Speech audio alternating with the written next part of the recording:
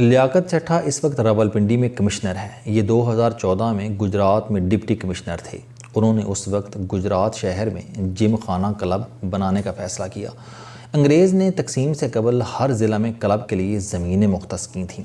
پاکستان بنا اور یہ گرتا پڑتا 75 برس کا ہو گیا، لیکن یہ زمینیں خالی پڑی رہیں، یا ان پر مختلف محکموں نے قبضہ کر لیا، یا پھر یہ طاقتور لوگوں کے قابو آ گئیں، مگر ان پر کلب نہیں بن سکے۔ گجرات میں بھی زمین موجود تھی۔ لیاقت چٹھا نے زمین خالی کرائی، جم خانہ بنانے کا اعلان کیا، بورڈ بنایا اور ممبرشپ لانچ کر دی۔ شہر کے لوگوں نے قطار میں لگ کر ممبرشپ لے لی، رقم جمع ہوئی اور اس رقم سے شہر میں شاندار کلب بن گیا۔ اس کلب میں وہ تمام سہولتیں موجود تھیں جو بڑے شہروں کے کلبز میں ہوتی ہیں۔ اس میں سوئمنگ پول بھی بنے، اسکواش اور بیڈمنٹن کورٹس بھی ہیں، جم بھی ہیں، ریسٹوران، کافی شاپ اور چائے خانہ بھی ہے، اور رہائش کے لیے بہترین کمرے بھی ہیں۔ گجرات کے ممبرز اور ان کے مہمان بھی ان سہولتوں کو انجوائے کرنے لگے، اور حکومت کو بھی ٹیکس کی شکل میں رقم ملنے لگی۔ میں یہاں آپ کو یہ بھی بتاتا چلوں کہ اس جم خانہ پر حکومت کا ایک پیسہ خرچ نہیں ہوا۔ پورا کلب ممبرز کی رقم سے بنا اور اس کو ممبرز ہی چلا رہے ہیں۔ لیاقت چٹھا اس کے بعد سرگودا کے ڈی سی بنے۔ انہوں نے وہاں بھی 1 سال میں جم خانہ کلب بنا دیا، اور یہ بھی 5 برسوں سے ٹھیک ٹھاک چل رہا ہے۔ سرگودا کے لوگ بھی اس چھوٹے سے شہر میں بڑے شہروں کی سہولتیں انجوائے کر رہے ہیں۔ لیاقت چٹھا 2022 عیسوی میں کمشنر بن کر ڈی جی خان چلے گئے۔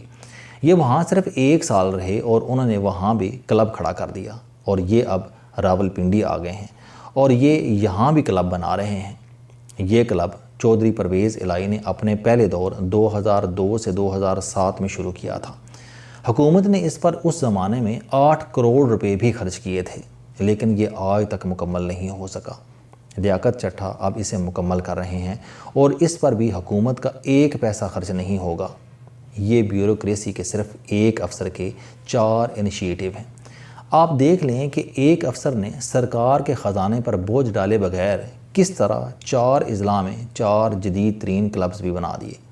اب سوال یہ ہے کہ یہ کام ملک کے باقی 170 اضلاع میں کیوں نہیں ہو سکتا؟ منصوبہ بندی کے وفاقی وزیر احسن اقبال ملک بھر کے ڈی سی اوز کو اکٹھا کریں، کمشنر راولپنڈی لیاقت چٹھا سے انہیں بریفنگ دلائیں، یہ اس کے بعد کلبز کو بورڈ بنائیں، لیاقت چٹھا کو اس کا ہیڈ بنائیں، اور 1 سال میں ملک کے تمام اضلاع میں جم خانہ کلب بن جائیں گے۔ ان کلب سے عوام کو بھی سہولتیں ملیں گی اور حکومت کی آمدن میں بھی اضافہ ہوگا۔ دوسرا، ملک کے تمام اضلاع میں سرکٹ ہاؤسز ہیں۔ یہ سرکاری ریسٹ ہاؤسز ہیں۔ حکومت ان پر سالانہ اربوں روپے خرچ کرتی ہے، لیکن یہ اس کے باوجود رہائش کے قابل نہیں ہیں۔ حکومت جم خانہ کلبز بنا کر تمام ضلعوں کے سرکٹ ہاؤسز ختم کر دے، یا یہ بھی کلبز کے حوالے کر دے۔ اس سے اخراجات میں بھی کمی آ جائے گی اور کوالٹی میں بھی اضافہ ہو جائے گا۔ تیسرا، ہم ہر سال دوسرے ملکوں سے اربوں ڈالر قرض لے کر نئے منصوبوں میں جھونک دیتے ہیں، اور پھر ہمیں قرض کی قسطیں ادا کرنے کے لیے بھی قرضے لینا پڑتے ہیں۔ ہم اس مصیبت سے بھی آسانی سے جان چھڑا سکتے ہیں۔ ہم یہ فیصلہ کر لیں کہ ہم اگلے 10 سال تک کوئی نیا منصوبہ شروع نہیں کریں گے۔ ہم سب سے پہلے اپنے تمام پرانے منصوبے مکمل اور ایکٹیو کریں گے۔ ہم نے جتنی سڑکیں، پل، انڈر پاسز، نہریں اور جھیلیں بنا لی ہیں، ہم پہلے انہیں مکمل کریں گے، اور اس کے بعد اگر پیسے ہوئے تو ہم نئے منصوبے شروع کریں گے۔ ہم اب قرض کی مے پی کر فاقہ کشی کا جشن نہیں منائیں گے۔ میرا خیال ہے کہ ہم اس سے بھی ملک کو دوبارہ ٹریک پر لے آئیں گے۔ ہمارے پاس ملک میں لاکھوں سکول اور کالجز ہیں۔ آپ کسی دن جا کر ان کی حالت دیکھ لیں، آپ کو رونا آئے گا۔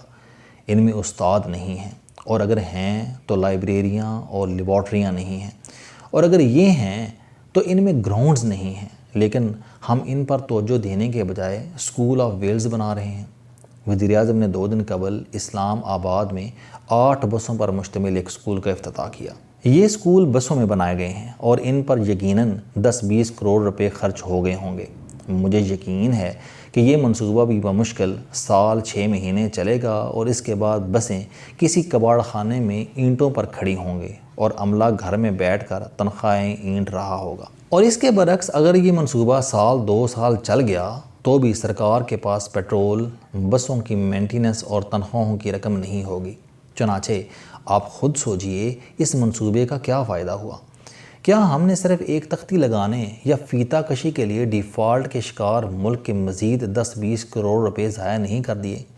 हुकूमत अगर ये रकम इस्लाम आबाद के नवाही स्कूलों को दे देती तो उनमें वाशरूम्स, लेबॉर्ट्रियाँ और लाइब्रेरियाँ बन जाती, या इनके बिजली के बिल अदा हो जाते, या नए तालिब इल्मों को नए उस्ताद मिल जाते। लेकिन हम नोटों को आग लगाकर हाथ सींकते चले जा रहे हैं।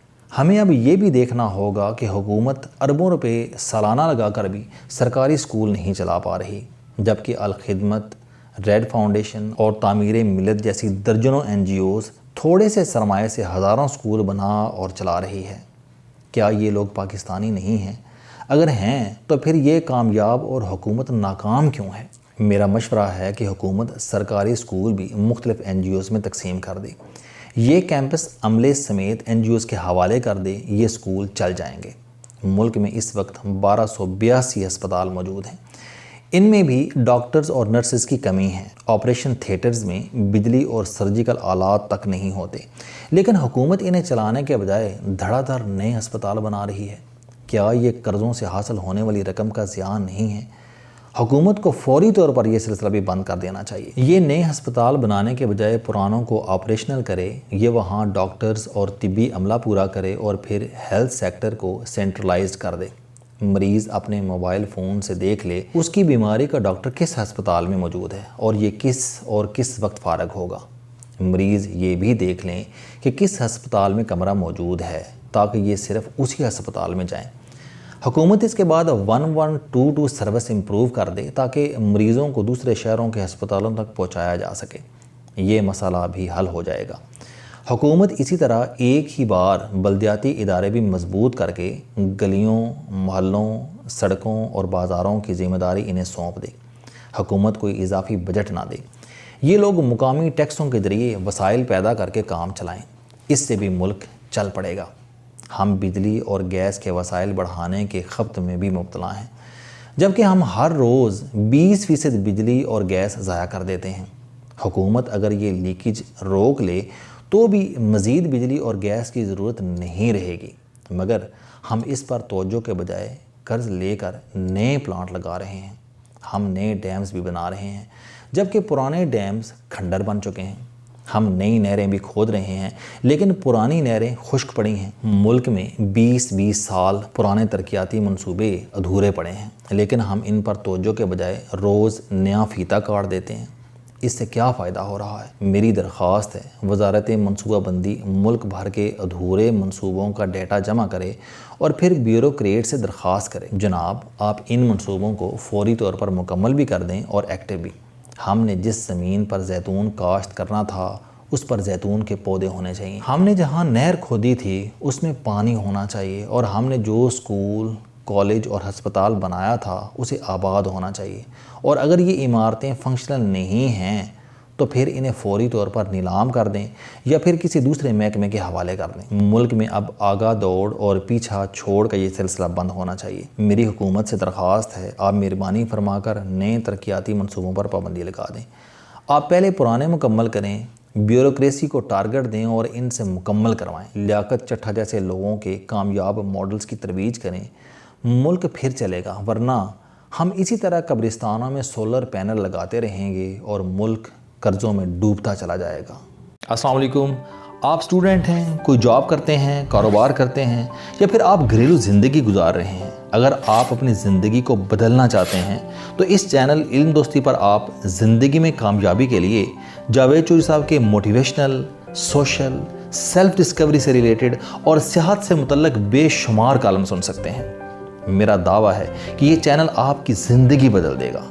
इस चैनल का मकसद अच्छी बातें माशरे में फैलाना है और अच्छी बात को दूसरों तक पहुँचाना सदका जारिया है।